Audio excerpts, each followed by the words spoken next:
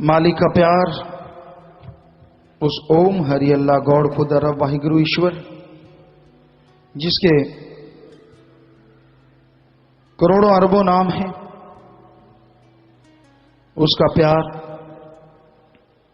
उसकी मोहब्बत एक गुनाहगार को भी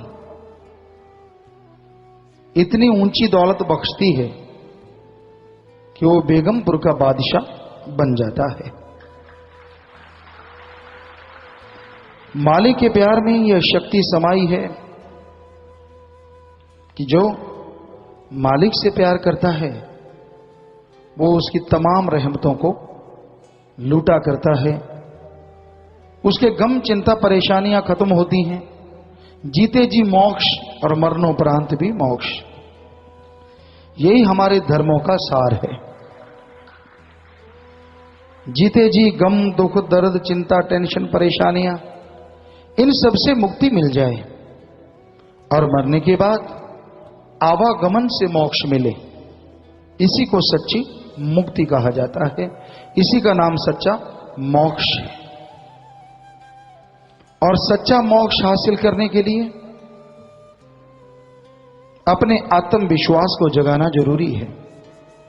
आत्मबल, आत्मविश्वास जो जिसके अंदर जितना बुलंदी पे होता है वो उतना ही अच्छे नेक कामों में तरक्की करता चला जाता है, उतनी ही उसके अंदर असीम शांति रहती है। तो अपने आत्मबल को जगाने के लिए सत्संग सुन के अमल करना जरूरी है। पर यह घोर कलयुग है, भयानक कलयुग। यह काम वासना, क्रोध, लोभ, मोह, अहंकार, मन, माया, काल की इन ताकतों ने बुरी तरह से इंसान को अपने गिरफ्त में ले रखा है, अपने जाल में फंसा रखा है। कामी कीड़े इस संसार में बहुत हैं, जिनका उठना बैठना जागना सोना सोचना बोलना कहना सुनना सब काम वासना के तहत चलता है। जिधर भी निगाह जाती है काम वासना, जिधर भी बात चलती है काम वासना, गंदगी के कीड़े बन जाते हैं। उनको संतों की कोई बात अच्छी नहीं लगती, मन उनका हावी हो जाता है, मन उन्हें होश नहीं लेने देता। फिर है क्रोध, गुस्सा, बर्दाश्त शक्ति की कमी, और दूसरे शब्दों में आत्मिक कमजोरी। ये सब गुस्से के कारण हैं। तो लोग जरा सी बात कहने से गुस्सा आ जाते हैं। गुस्सैल, ऐसा लगता है कि पेट्रोल तो डाला ही नहीं, आग के तो पहले ही लपटें उठ रही हैं। बुरा हशर है इस समाज में। फिर है मोह ममता। ये मां बेटे की, बाप बेटे की, परिवारों की, बहन भाई की या दोस्ती मित्रता की, इसमें लोग उलझे हुए हैं, पगलाए हुए हैं। इंसान गलत कर रहा है पर उसे नहीं रोकती।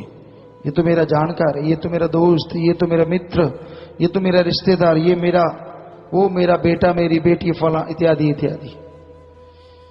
तो किसी को गलत करता देख के उसका साथ देना, ये मोह ममता में अंधे होना है। लोग बहुत अंधे हुए पड़े हैं। फिर है लोभ लालच। लोभ है सर्व पाप का बाप।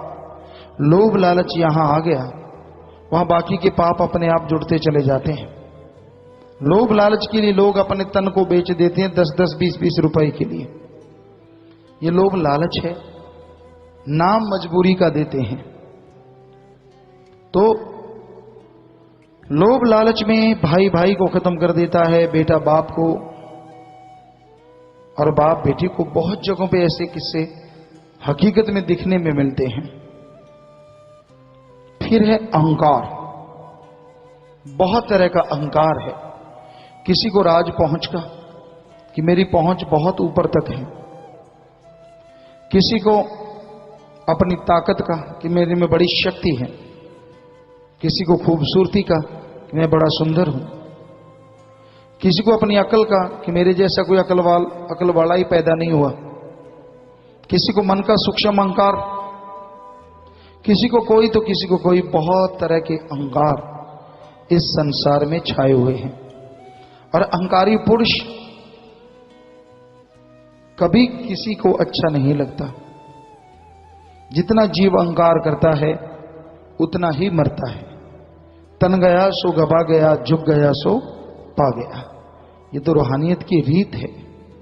जो इंसान दीनता नम्रता का पल्ला पकड़ लेते हैं, समाज में क्या, रूहानियत में क्या, यहां क्या, दोनों जहां में उसको तमाम खुशियां मिलनी शुरू हो जाती हैं। तो अहंकारी पुरुष कभी किसी की सुना नहीं करते, अहंकार में अकड़े रहते हैं, गुस्साए हुए। संत पीर फकीरों की बात भी अच्छी नहीं लगती, क्योंकि जब अहंकार जाता है मन, बिगड़ा मन गुरु का न पीर का। किसी की नहीं सुनता, और की तो क्या सुननी है। आप कहीं भी निगाह मारो, लोगों में आप उसे पहचान सकते हैं कि ये इंसान अहंकारी है, घमंडी है, इसका मन हावी है। क्योंकि मन जालिम है और अहंकार उसका एक बहुत बड़ा हथियार है। फिर है माया। माया के दो रूप, एक दिखता है धन दौलत जमीन जायदाद हीरे मोती लाल जवाहरात, एक दिखता नहीं है प्रत्यक्ष। दुनिया में जो सच है उसको झूठ दिखाता है और झूठ को सच। अल्लाह वाहिगुरु ओम हरि गौड़ खुदा रब और उसकी भक्ति सच और सच्चाई है, उसको कहेगा फजूल की बातें, फालतू की बातें। और उसके अलावा समाज में कुछ भी आप करते हैं वो सब झूठ है। एक दिन यही बनेगा, यही छोड़ के जाना होगा, सब कुछ छोड़ के जाओगे, खाली हाथ नंगे पांव जाना होगा।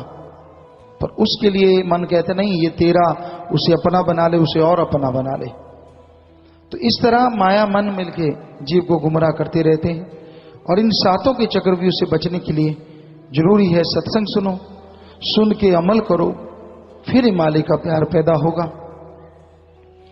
और जो मालिक से प्यार करेंगे वो मालिक की औलाद से भी निस्वार्थ बेगर्ज तरीके से प्यार करना सीख जाएंगे।